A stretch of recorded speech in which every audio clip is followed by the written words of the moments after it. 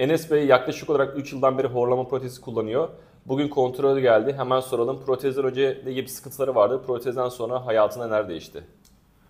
Protezden sonra bayağı bir rahatladım. Öncesine geçelim abi. Önce ne gibi sıkıntıların vardı? Öncesinde horlamadan dolayı, tamam mı, yanımdakiler uyuyamıyordu. Etrafa bayağı bir rahatsızlık veriyorduk. Ama protezi taktıktan sonra o rahatsızlık ortadan kalktı. Ben rahat rahat uyuyorum. Yanımda yatanlar da rahat rahat uyuyor.